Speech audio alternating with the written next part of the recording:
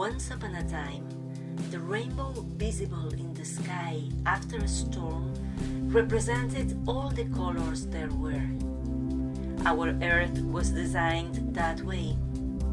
We have a blanket of air above us that absorbs the higher ultraviolets, together with all the X-rays and gamma rays from space.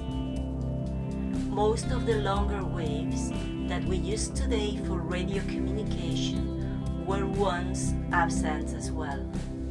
Or rather, they were there in infinitesimal amounts.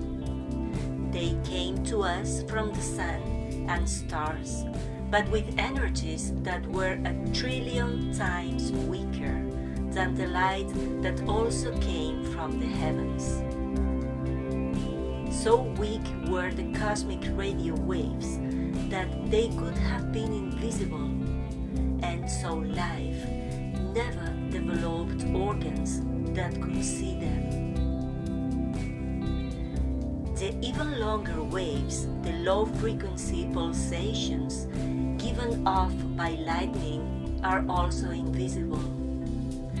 When lightning flashes, it momentarily fills the air with them, but they are almost gone in an instant. Their echo, reverberating around the world, is roughly 10 billion times weaker than the light from the sun. We never evolved organs to see this either. But our bodies know that those colors are there. The energy of our cells whispering in the radio frequency range is infinitesimal but necessary for life. Every thought, every movement that we make surrounds us with low-frequency pulsations, whispers that were first detected in 1875 and are also necessary for life. The electricity that we use today, the substance that we send through wires and broadcast through the air without a thought, was identified as a property of life. Only later these scientists learned to extract it and make it move inanimate objects, ignoring, because they couldn't see, its effects on the living world. It surrounds us today in all of its colors, at intensities that rival the light from the sun, but we still cannot see it because it was not present at life's birth.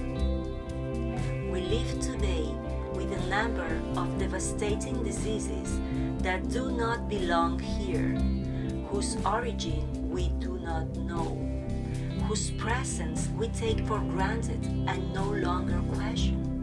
What it feels like to be without them is a state of vitality that we have completely forgotten.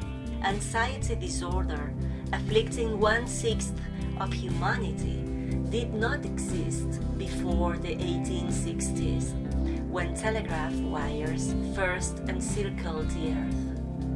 No hint of it appears in the medical literature before 1866. Influenza, in its present form, was invented in 1889, along with alternating current. It is with us always, like a familiar guest, so familiar that we have forgotten that it wasn't always so. Prior to the 1860s, diabetes was so rare that few doctors saw more than 1 or 2 cases during their lifetime. It too has changed its character. Diabetics were once skeletally thin. Obese people never developed the disease. Heart disease at that time was the 25th most common illness, behind accidental drowning. It was an illness of infants and old people. It was extraordinary for anyone else to have a diseased heart. Cancer was also exceedingly rare. Even tobacco smoking in non-electrified times did not cause lung cancer. These These are the diseases of civilization that we have also inflicted in our animal and plant neighbors. Diseases that we live with because of a refusal to recognize the force that we have harnessed for what it is. The 60 cycle currents in our house wiring, the ultrasonic frequencies in our computers, the radio waves in our televisions, the microwaves in our cell phones. These are only distortions of the invisible rainbow that runs through our veins and makes us alive. But we have forgotten. It is time that we remember.